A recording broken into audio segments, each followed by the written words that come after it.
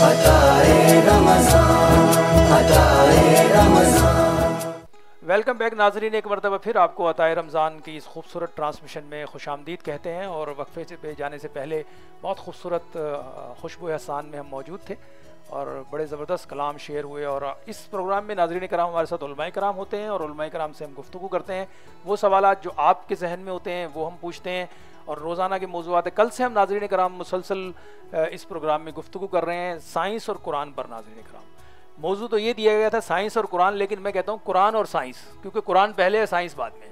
Science पहले नहीं आई है, लेकिन ये लोगों ने ज़ाहिरन इस वक्त साइंस को इतना ज़्यादा अहमियत, ठीक है अहमियत बिल्कुल है, हमारी ज़िंदगियों में इसका बड़ा अमल दखल है, लेकिन ये जो भी कुछ है नाज़रीन कराम, ये सब का सब हमें मुस्तफ़ा के सदक़े में मुयस्सर है। और ये साइंस के बारे में तो मैं हमेशा एक बात कहता हूँ कि साइंस की रफ्तार नाज़रीन कराम बहुत सुस्त है, बहुत स्लो है। यानी साइंस जिस नतीजे को पाने के लिए सैकड़ों साल लगा देती है और वो नतीजा हमें आका अलैहिस्सलातु वस्सलाम की ज़ात मुबारका से लम्हों में अता हो जाता है। और आप ज़रा देखें, आज भी साइंस में गुफ्तगू हो रही है, जो वाक़या मेराज है नाज़रीन कराम, उस पर बेशुमार जो है स्कॉलर्स ने, बेशुमार साइंसदानों ने किताबें लिखी और बहुत सा इस पर काम हुआ। लेकिन आप यकीन जानिए कि जो वाक़या मेराज हमें नसीब हुआ और हमें मिला कुरान के ज़रिए से, अहादीस के ज़रिए से, सारे ज़ख़ीरे के ज़रिए से, वो यकीन जानिए ये जितनी फाइंडिंग लाते हैं, ये लाकर इतने खुश हो रहे होते हैं, हम कहते हैं भाई ये तो हमारे पास पहले से मौजूद है। अभी पिछले दिनों मैं देख रहा था कि बहुत बड़ी रिसर्च सामने आई और यूएस के एक रिसर्च स्कॉलर हैं, उन्होंने कहा कि जनाब हमने राज मालूम कर लिया है कि इंसान जो है वो इस दुनिया की मखलूक नहीं है, इंसान एक एलियन है। और ये राज हमने मालूम किया और उस पर जनाब उन्होंने बड़े आर्टिकल लिखे, बहुत सारे अखबारात में वो छपे और उसमें उन्होंने बड़ा एक अपना आप को ये जाहिर करने की कोशिश की कि जनाब जितना इल्म है वो बस हमारे पास ही है। और आप यकीन जानिए, जब मैं ये सारी गुफ्तगू उनकी सुन रहा था तो मैं ज़ेरे लब मुस्कुरा इसलिए रहा था, मैंने कहा ये आज का इंसान इतनी सी बात जानने पर, इतनी सी बात को पाने पर इतना ज़्यादा मतलब एक इसके अंदर बेचैनी है कि मैंने ये राज मालूम किया कि इंसान जो है इस दुनिया की मखलूक नहीं है, एलियंस है। तो मैंने कहा भाई इसमें कौन सी अचंभे की बात है, ये तो कुरान ने हमें बहुत पहले बता दिया कि हमने तुम्हें दुनिया की ज़िंदगी में एक मुख्तसर से वक्त के लिए भेजा है और हम तो यहाँ इस दुनिया में आए ही मुख्तसर से वक्त के लिए। हमारा असल वतन तो जन्नत है। असल वतन जो इंसान का है नाज़रीन कहना, वो जन्नतुल फिरदौस है। और गुनाहगार और जो काफिर होंगे, जो शयातीन होंगे, जो मुशरिकीन होंगे, उनका जो वतन है वो जहन्नुम है।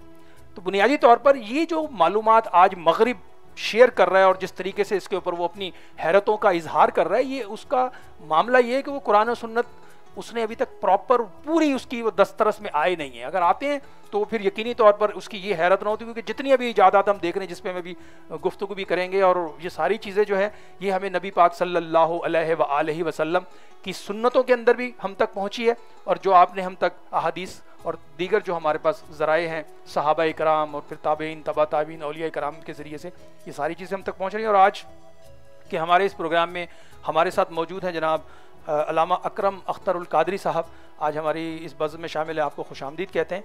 एक तो अल्लामा साहब ये फरमाइएगा, क्योंकि हमारा मौजू है कुरान और साइंस, ये माइक आप ले लीजिएगा, तो मौजू हमारा है कुरान और साइंस। आप फरमाइएगा कुरान और साइंस की बुनियादी डेफिनेशन क्या है? औज़ु बिल्लाहि मिनश शैतानिर रजीम, बिस्मिल्लाहिर रहीम, या अय्युहल्लज़ीना आमनुत्तकुल्लाह व कूनू मस्सादिक़ीन। सुभान अल्लाह, सुभान अल्लाह। सदक़ल्लाहुल अज़ीम। अस्सलातु वस्सलामु अलैका या रसूलल्लाह, अस्सलातु वस्सलामु अलैका या हबीबल्लाह, अस्सलातु वस्सलामु अलैका या नबियल्लाह व अला आलिका व अस्हाबिका या नूर अल्लाह। सबसे पहले तो दुरूद है ना। सुभान अल्लाह, सुभान अल्लाह। अच्छा, साइंस और कुरान, इसमें ज़मीन आसमान का फ़र्क है। जी जी जी। और साइंस जो है ना, ये किसी मायने में आता ही नहीं। अच्छा। और कुरान जो है ना, कुरान ये दुनिया में भी काम आता है, कब्र में भी काम आता है, मैदान महशर में भी काम आता है। जी जी जी। अल्लाह ने कुरान मजीद में इरशाद फरमाया ना, या अय्युहल्लज़ीना आमनुत्तकुल्लाह व कूनू मस्सादिक़ीन, ए ईमान वालो अल्लाह से डरो। बेशक अल्लाह से डरो और सच्चों के साथ हो जाओ। बेशक। अभी देखिए ना कि साइंस दुनियावी है और कुरान दीनी। कुरान दीनी इस्लाम है, हमें इस्लाम सिखाया कुरान ने, हमें दीन, हमें जीना सिखाया तो कुरान ने सिखाया, हमें मरना भी सिखाया तो कुरान ने सिखाया।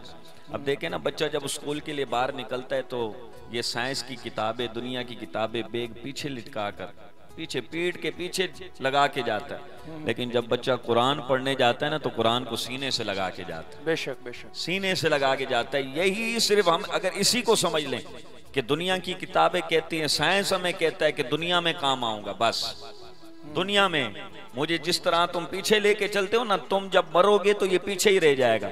और कुरान कहता है सीने से लगा के जा रहे हो ना, कब्र में भी काम आऊंगा, मैदान महशर में भी जी जी बिल्कुल, और हम तो ये कहते हैं कि कुरान भी हुजूर के सदके से मिला। बेशक अलहम्द की अलिफ से लेकर वन्नास की सीन तक, उलमा यहाँ बेटे मैं तो उलमा का खादिम हूँ, अलहम्द की अलिफ से लेकर वन्नास की सीन तक ये हमद मुस्तफ़ा है, ये हमद मुस्तफ़ा।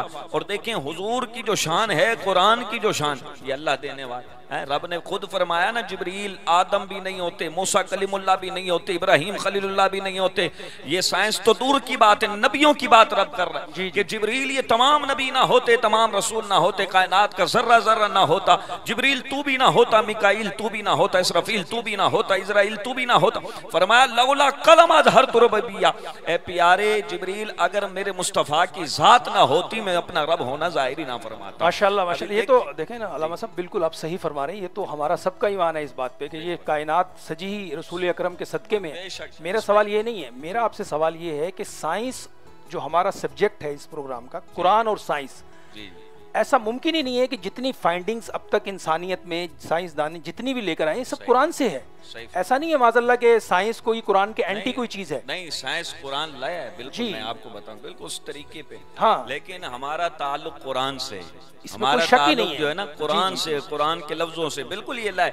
साइंस भी दुनियावी भी सीखें, जी जी, दुनियावी भी साइंस भी पढ़ें इस दौर के अंदर। असल ये है, हाँ साइंस भी पढ़ें इस दौर के अंदर। साइंस में वो मैं कहता हूँ हर प्रोग्राम में यही कहता हूँ कि दुनियावी भी जरूरी है, दीनी भी जरूरी है, पर दीनी को पहले रखो, कुरान को पहले रखो। साइंस है, साइंस अपने तरीके से वो अपने मामलात सेट करती है, वो भी हक पर है, लेकिन कुरान भी बरहक है। सबसे पहले तो असल जो चीज़ है वो बुनियादी तौर पर हमारा जो सवाल है नाज़रीन कराम, और यही हम आप तक पहुंचाने की कोशिश कर रहे हैं कि कुरान और साइंस, साइंस ने जितनी तरक्की की है आज तक की और आइंदा आने वाले दिनों की नाज़रीन कराम, वो सारी की सारी कुरान और अहादीस से साबित है। कोई उसमें कंट्रडिक्शन नहीं है, सिवाय इसके कि जब तक इंसान उस मंजिल को पा नहीं लेता उस वक़्त तक वो उस फाइंडिंग को जिस भी रुख पे मोड़ना चाहे मोड़ता रहता है। लेकिन जब वो अपनी मंजिल पे पहुंचता है तो उसका ताना बाना जो है हदीस से जुड़ जाता है या कुरान से जुड़ जाता है। और ये एक नहीं है नाज़रीन कराम, ये बेशुमार हमारी इस दुनिया की ज़िंदगी में। मैंने पिछले दिनों अपने प्रोग्राम में एक जगह में मौजूद था, मैंने उनसे कहा कि ये मोबाइल फ़ोन किसने ईजाद किया है? नाज़रीन कराम वो कहते हैं ये गोरे ने ईजाद किया। मैंने कहा कि ये मोबाइल फ़ोन जो है मेरे आका और मौला के एक मोजज़े की वजह से वजूद में आया है। अब बुनियादी तौर पर क्या है, गोरे ने नबी पाक सल्लल्लाहु अलैहि वसल्लम के मोजज़ात पर भी बाकायदा उसकी तहकीक है और वो नई नई चीज़ें लेकर आ रहा है। हम जो बुनियादी तौर पर पीछे हुए हैं, वो बुनियादी तौर पर पीछे होने की असल वजह यह है कि इकबाल ने जिसकी तरफ इशारा कर दिया था कि तकदीर के काजी का ये फतवा है अज़ल से, है जुर्म ज़ईफ़ी की सज़ा मर्ग मवाजात। अब ये जो मोबाइल फ़ोन की मैंने बात की, ये मामला ये था कि जब सहाबा इकराम मक्का से हिजरत करके मदीना मुनव्वरा तशरीफ़ लाए तो उनके बहुत से आइज़ा अकरबा मक्के में रह गए थे। तो एक दिन उन्होंने नबी पाक सल्लल्लाहु अलैहि वसल्लम से आकर कहा कि या रसूल अल्लाह, हमारे माँ बाप आप पे कुर्बान, हमारे अजीज़ व अकारिब हमें बड़े याद आ रहे हैं। अब वो कहाँ बैठे हैं? मदीने में। और किस जगह पे? मस्जिद नबवी में। और ख्वाहिश क्या कर रहे हैं? मक्के वाले आइज़ा अकरबा से मिलने की, बात करने की। आका अलैहिस्सलातु वस्सलाम का दरियाए रहमत जोश में आया और आपने नाज़रीन कराम मदीना मुनव्वरा की कच्ची दीवार में सुराख करके मक्के वालों की मदीने वालों से मुलाकात करा दी। और आप जरा तसव्वुर करें कितना फासला है। ये आज नहीं है, ये 1500 साल पहले वाक़या हुआ है। गोरे ने इस पे रिसर्च किए नाज़रीन कराम, और रिसर्च कर कर ये जो मोबाइल आपके और मेरे हाथ में है, अब ये दुनिया सिमट कर एक मुट्ठी में आ गई है। आप अमेरिका, लंदन, जापान, मशरिक, मगरिब, शुमाल, जनूब, जहां आपने बात करनी है इस मोबाइल के तवस्सुस से ना सिर्फ आप बात करते हैं बल्कि तस्वीर भी देख सकते हैं। लेकिन आज से 20 या 25 साल पहले कोई ये बात करता तो लोग उसे कहते हैं ये दीवाना है। क्योंकि साइंस के बारे में तसव्वुर ये है, अंग्रेजी का जो माकूल है ना कि सीइंग इज बिलीविंग, देखने से यकीन आ जाता है। मुफ्ती साहब आप जरा फरमाइएगा, क्योंकि ये देखने से यकीन आ जाता है ना, हमने एक चीज देखी नहीं।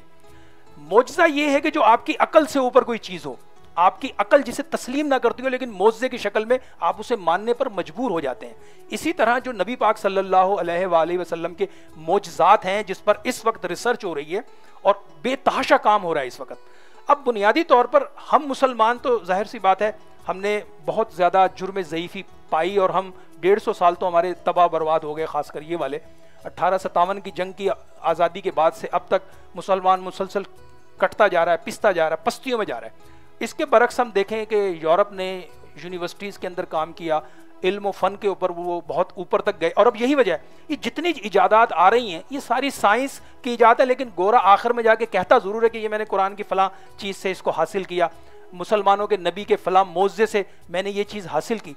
तो आप फरमाइएगा इस वक्त जो कैफियत है हमारे मुआशरे की, हम मुसलमान बहैसियत मुसलमान अपने आप को कहाँ खड़ा हुआ पाते हैं जब साइंस की इजादात हमारे सामने आ रही होती हैं और हमारे दीन की गवाहियाँ आ रही होती हैं, तो उस वक्त हमारा क्या मकाम होता है? जी बिस्मिल्लाहिर्रहमानिर्रहीम सल्लल्लाहु अला नबिय्यिल उम्मी व आलिहि सल्लल्लाहु तआला अलैहि वसल्लम सलातन व सलामन अलैका या सय्यदी या रसूलल्लाह। देखे राव साहब, साइंस की थ्योरीज और उसके जो भी इजादात है वो तमाम की तमाम गलत तो हो सकते हैं, मगर जो मेरे नबी के फरमान हैं वो कभी गलत नहीं हो सकते हैं। और हम मुसलमान बहैसियत मुसलमान हमें कुरान पर यकीन रखना है, न कि साइंस पर।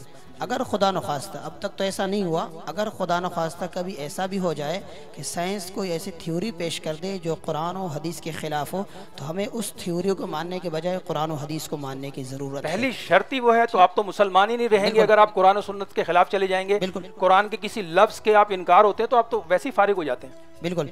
अब साइंस, जैसे कि आप फरमा रहे थे कि हालात हाज़िर में, ठीक है, हम मानते हैं कि साइंस ने इस वक्त तरक्की की है, हम आगे पीछे नहीं जाते। इस वक्त जो खुसूसन पूरी दुनिया के अंदर जो कोरोना वायरस है, हम इस वायरस को लेते हैं और इस पर जो इस वक्त साइंस की तहकीकात है, साइंस की इजादात है, उन तमाम को एक तरफ ले लें।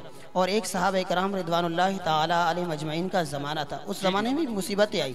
ऐसी नहीं है कि मुसीबतें परेशानी इस ज़माने में है, उस ज़माने में भी सहाबा इकराम रिदवानुल्लाह ताला अलैहिम अजमईन, बल्कि हुजूर के ज़माने में जब भी इस तरह के मुश्किलात आते तो सहाबा किराम रिदवानुल्लाह ताला अलैहिम अजमईन ने किस तरीके से अपनी ज़िंदगी को बसर करने की कोशिश की।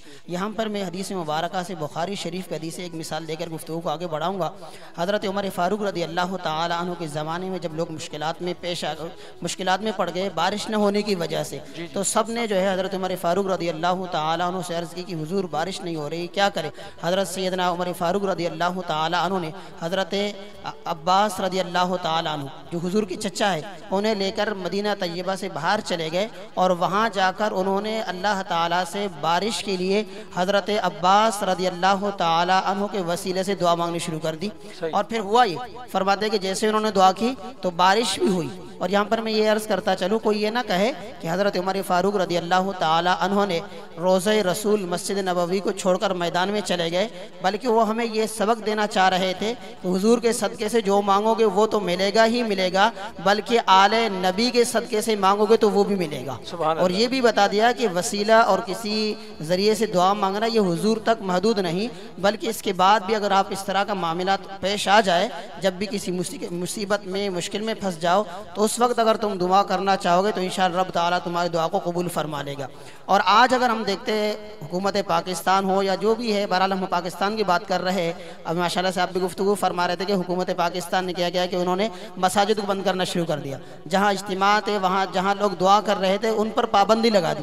बल्कि इस वक्त जो है पूरी उम्मत को, पूरी कौम को, बहैसियत हुक्मरान जितने भी लोग हैं, उन तमाम को हुजूर की बारगाह में सजदा रेज़ होने की ज़रूरत है और अल्लाह और उसके रसूल के वसीले से दुआ मांगने की ज़रूरत है। और ऐसे कई सारे अहादीस मुबारका मौजूद है जिनसे यही मिलता है कि सहाबा किराम रिदवानुल्लाह ताला अलैहिम अजमईन जब परेशान होते थे हुजूर के ज़माने में, तो हुजूर के पास आकर दुआ कराते थे, हुजूर से दुआ की अर्ज़ करते थे। और हुजूर के बाद जब भी किसी मुश्किल में फंसे तो हुजूर के सदक़े से, औलिया कामिलीन के सदक़े से रब ताला की बारगाह में दुआ करते रहे और फिर रब ताला ने उनके मुश्किलात को टाल दिया है। तो इस वक्त बहैसियत मुसलमान, बहैसियत कौम, हमें अल्लाह की बारगाह में तौबा इस्तिग़फ़ार की ज़रूरत है, न कि हमें मसाजिद को बंद करने की ज़रूरत है, न कि हमें इज्तिमात को ख़त्म करने की ज़रूरत है। माशाअल्लाह। जी जी नाज़रीन किराम, यकीनी तौर पर इस वक्त मुख्तसर सा वक्फ़ा है अताए रमज़ान में। एक मुख्तसर से वक्फ़े के बाद दोबारा मुलाकात करते हैं, दोबारा आपके साथ शरीक होते हैं शरीक गुफ्तगू में। देखते रहिए अताए रमज़ान विद राव नासिर अली जान।